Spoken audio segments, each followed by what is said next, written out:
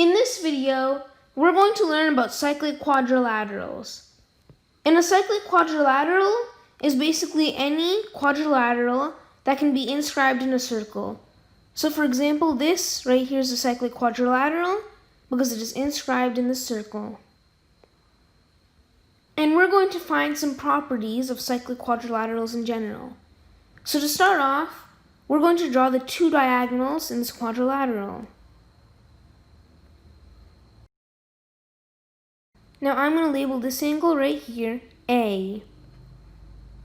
And we notice that this angle right here is an inscribed angle, which subtends this arc right here.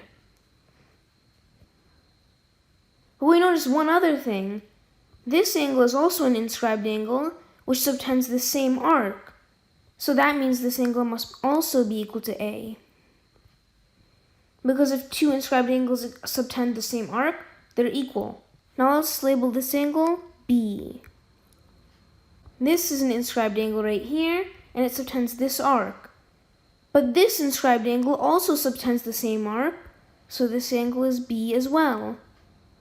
And we can keep going. If this angle is C, this is an inscribed angle that subtends this arc, but this is also an inscribed angle that subtends this arc, so this is C.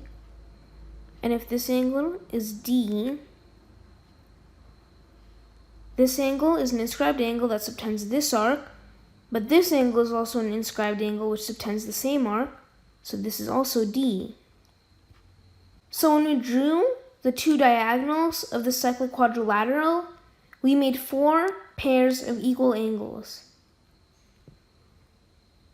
Now if we add up all 8 angles, we get 2A plus 2B plus 2C plus 2D is equal to 360 degrees.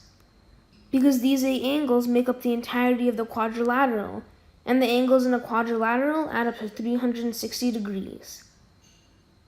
So now if we divide each side by 2, we get that A plus B plus C plus D is equal to 180 degrees. But we notice something else. A plus B is this angle right over here, and C plus D is this angle over here. Also, A plus D is this angle right over here, and C plus B is this angle right over here. So if A plus B plus C plus D is 180 degrees, then this angle and this angle are supplementary, and this angle and this angle are supplementary. So the opposite angles in a cyclic quadrilateral are supplementary. And we're going to prove this in another way.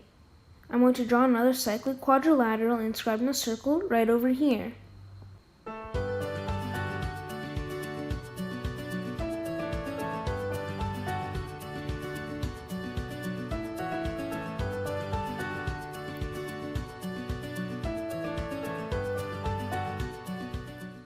And we're going to draw this diagonal right here.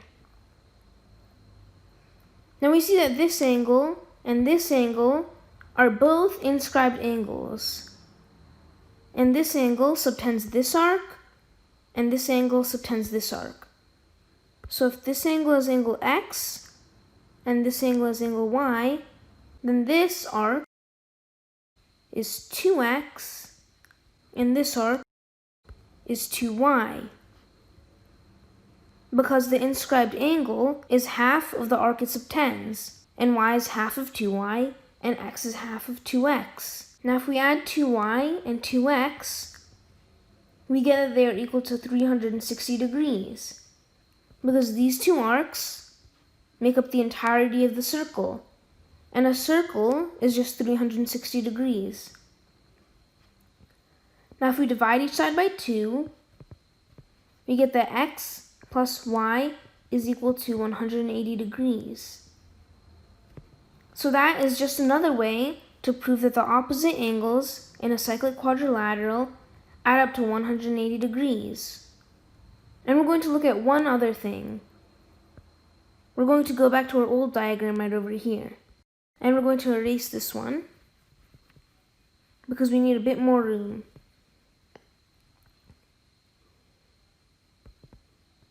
Now what if I were to extend this line segment right over here?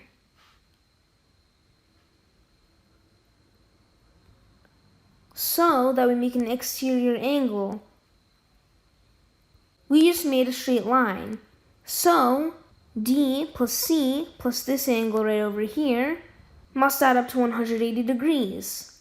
Now we know A plus B plus C plus D is equal to 180 degrees, and we already have D and C over here, so this angle must be equal to A plus B if we want all of these angles to add up to 180 degrees. But A plus B is also this angle right here. So the exterior angle in a cyclic quadrilateral will always be equal to the opposite interior angle.